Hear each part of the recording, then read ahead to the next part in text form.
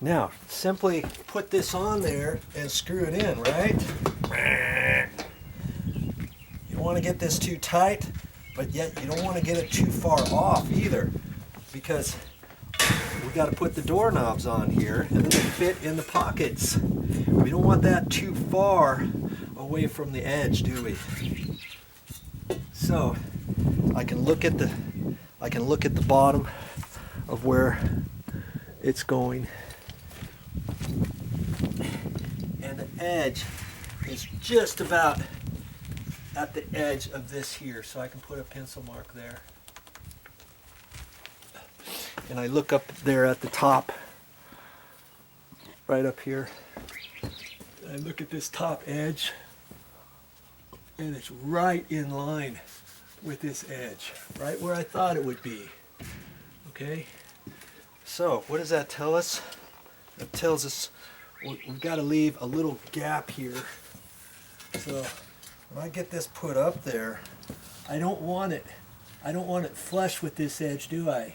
Or else I'm not going to have any gap here, then the door could rub. I want it off, a little bit of a clearance. Now, how much of a clearance should we leave? About 1/8 of an inch or so, but I'm going to read the directions and see what they suggest. I read the directions, and of course it doesn't tell you anything, but I'm going to make it corporate decision here. I'm going to make it 1/8 of an inch. Okay, so I know the edge of the door is going to be right at the edge of this because I've already checked it. And I could probably eyeball 1/8 of an inch, but if you want, you can hold your tape measure out there. I'm just holding it at 5 inches, let's say, and mark it over to 4 7/8. So let me give it a good 1/8 there. That way I can hold this up there, okay, and find out exactly where it goes. And now I can take the bottom right here, and I put a pencil mark here, and that's about 1/16 away from that edge to the right, and so I got to measure that over 1/8 of an inch, and remember where that is. Okay, it's not that one. I can cross that left mark off, and now pretty much I can hold this exactly where I need it, right?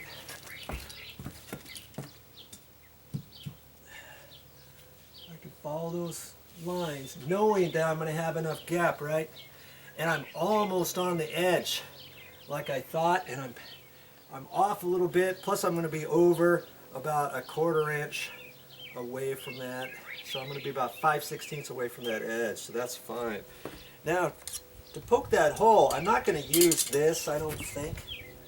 I mean, I could look in there and try to get the very center of that back hole, right? Or I could take a 1/4 inch drill bit and hold that up in there and use that, okay?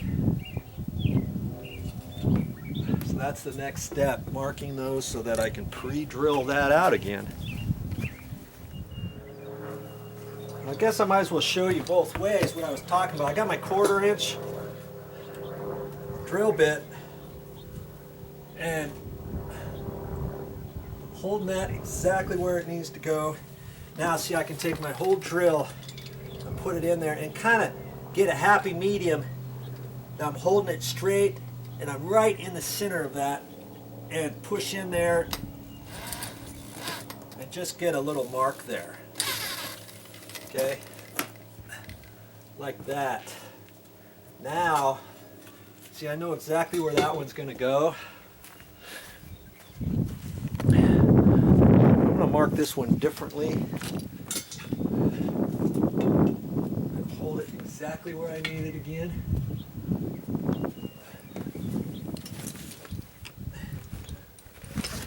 And I've got to look in there and see the back side. Hope that I'm holding this all straight in the middle. Okay. Wow, that's going to be kind of tricky in itself. I'm having a hard time seeing the hole. I think that's pretty good right there. and I can just set it a little bit. Now I can move that and see where the hole is. And see, when I first started it, there's 2 holes there. I want to make sure I got the right one, don't I?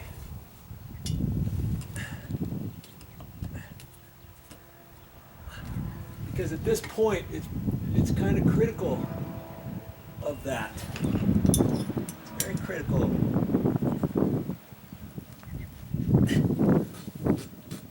Hold that.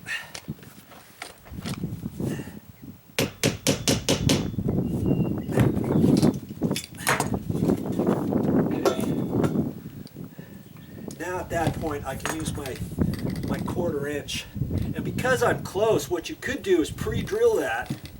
You know, obviously I have to mark the top one. I could pre-drill this with an 1/8 inch drill bit first, then ream it out with a 1/4 inch, and I think I'm going to do that because if I hit a knot or something, this could wiggle on me too, and I might not be able to get it straight in there, and it might have a tendency to suck it over one way or another. Okay, so I'm gonna mark the top hole.